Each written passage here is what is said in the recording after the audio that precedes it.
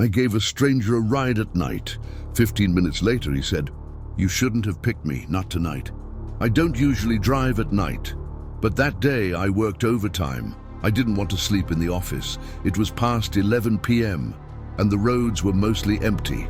Cold wind, quiet highway, not a single soul in sight. After a few minutes of driving, I saw a man, probably in his mid-30s. He waved at me. He wore a white shirt and was barefooted. I should have kept driving, but I didn't. I stopped. "Where are you going?" I asked. He mentioned a neighborhood, the exact same place I was headed. I figured it was fate or convenience, so I picked him up. He looked tired. No bag, no wallet, no shoes, just pale, dusty feet and tired eyes. For the first 5 minutes, he didn't say a word. He just stared out the window, his expression blank. Then he asked, "Boss, do you have children?" I said, "Yes, 2. Why?" He nodded, then said quietly, "Because I'm praying for you to see them tomorrow." My body tensed immediately. "What do you mean?" I asked.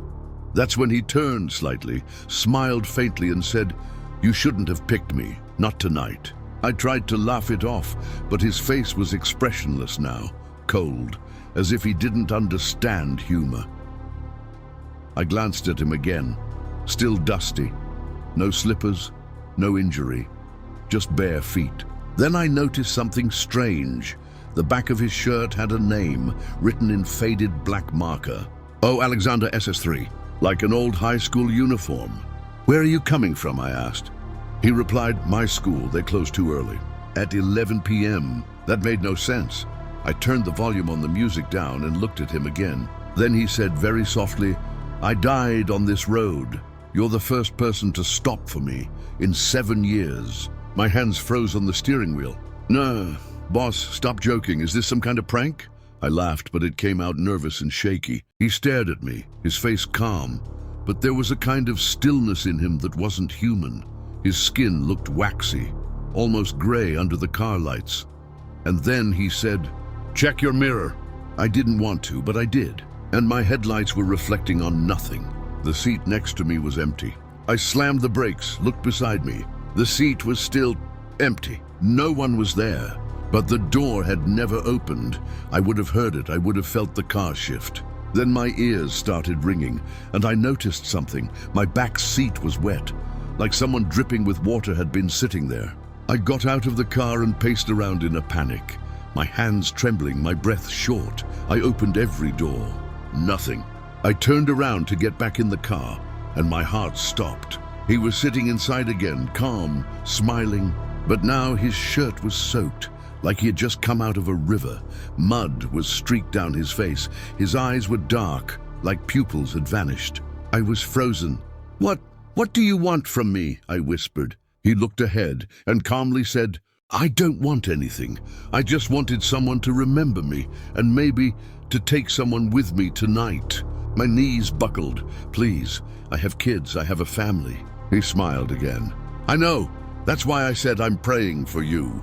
Then he looked at me, long and hard. His eyes were no longer human, just endless dark. He whispered, "You're safe tonight, but don't ever stop for me again." Then he was gone, just gone, like smoke. But the seat was still wet, and the air smelled like river water. I drove home, heart pounding. I didn't even remember half the route. When I got home, I went online and searched the name. O. Alexander SS3 plus accident plus my road name. I found an old article, 2016, about a high school student who drowned when the school bus swerved into the river off that same road. 3 students died. One of them, Oprah Alexander, senior secondary 3. His body was found days later. It was June 12th, the same night I picked up the stranger. And I swear to you, every June 12th since that day, I've had dreams of a barefoot boy sitting quietly in my car, just staring out the window. I don't drive at night anymore, and I never stop for strangers.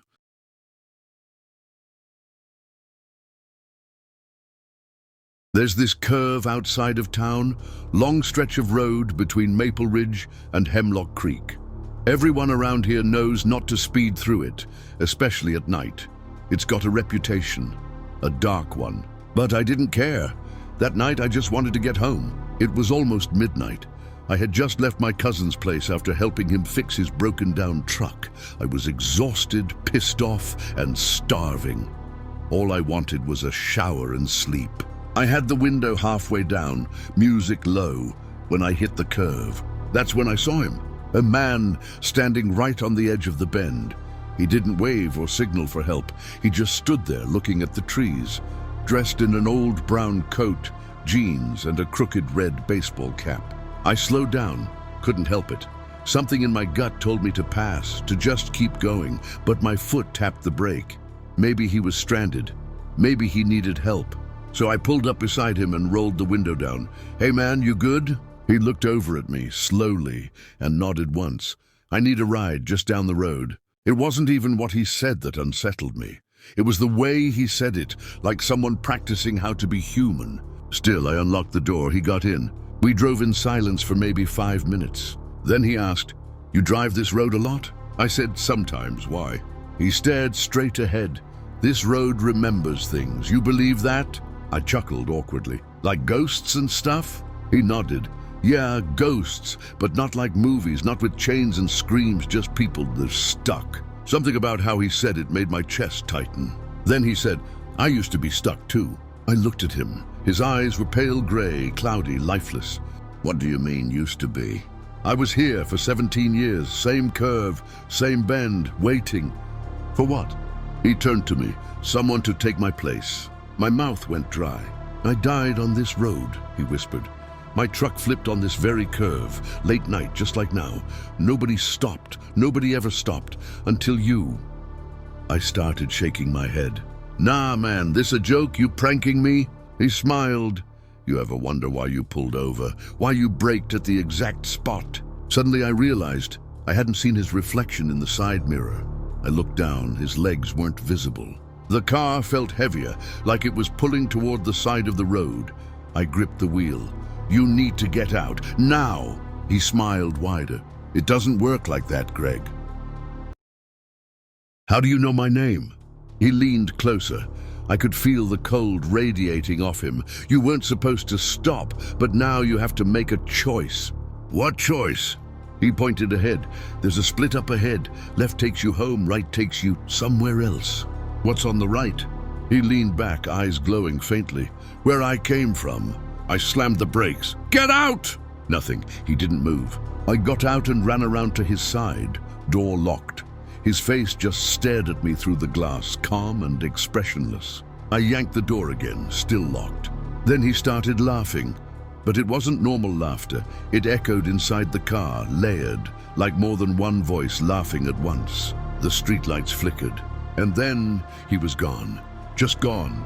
The door unlocked by itself. The car felt light again. I jumped in and drove home like hell was chasing me. When I told my friend about it the next day, his face turned pale. He said, "You idiot, that's the curve ghost. People see him every few years. They say if you give him a ride, he follows you forever unless..." "Unless what?" "Unless he decides you're not the one." I never drove that road again. But sometimes, when I'm out at night, I hear footsteps behind me, slow, barely there, but steady. And I wonder, maybe he's still deciding.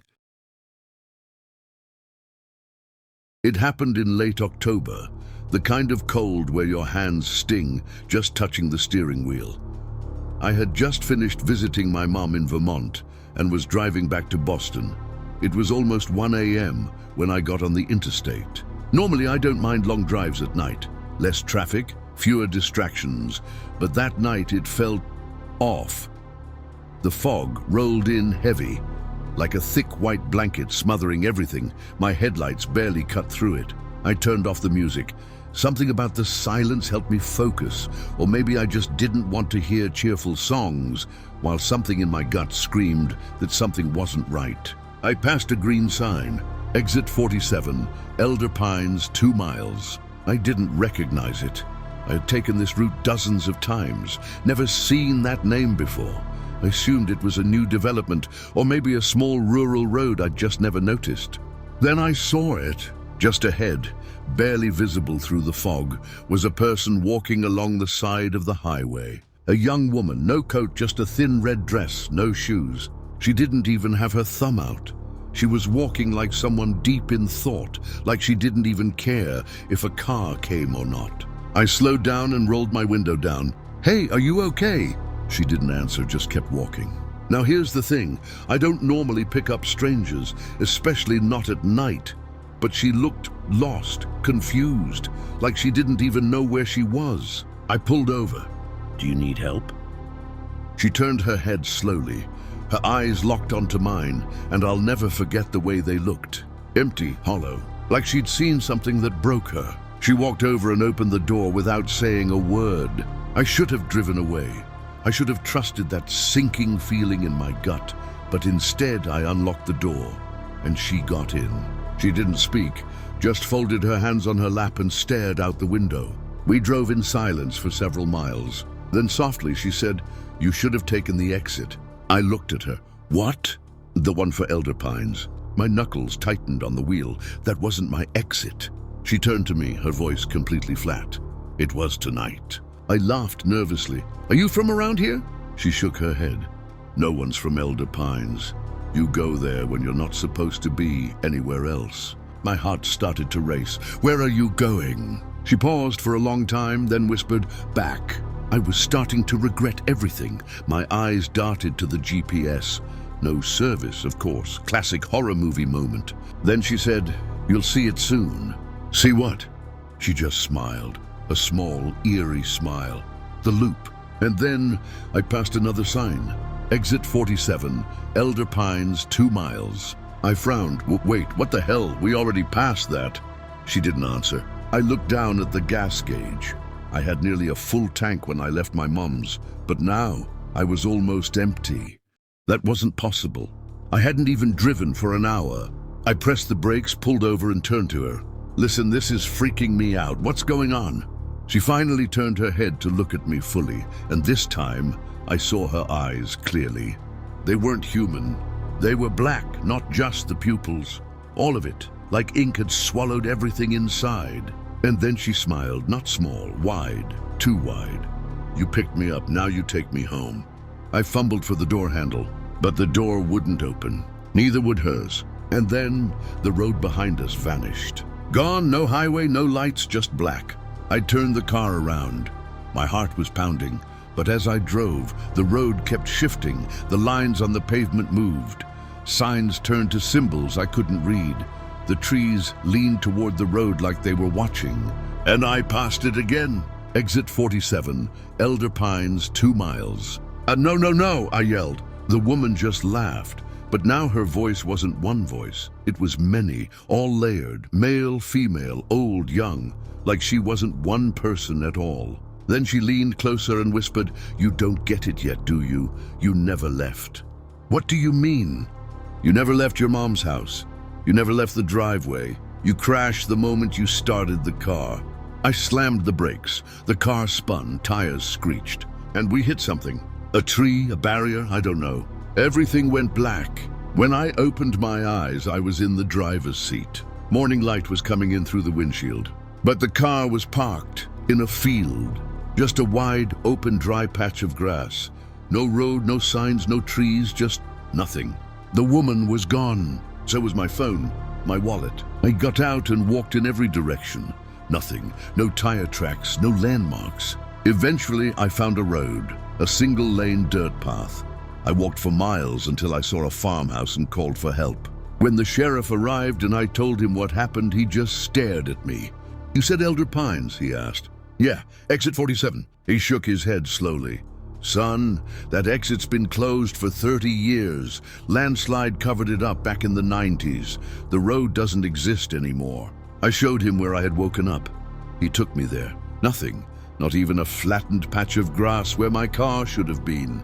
They searched for the vehicle for days, never found it. It's been 2 years now. Sometimes I dream of her. Red dress, no eyes, just black sockets and a voice that whispers, "You never left." I've stopped driving altogether, even during the day, especially at night. But here's the worst part. Every now and then I still see the signs. Exit 47, Elder Pines, 2 miles. On highways that shouldn't have them. in places I've never been before, even as graffiti on random walls. And once, on a gas station receipt, it's following me. I think I let something in that night, something that didn't stay behind. So if you ever see that sign, don't take the exit. And for God's sake, don't pick her up.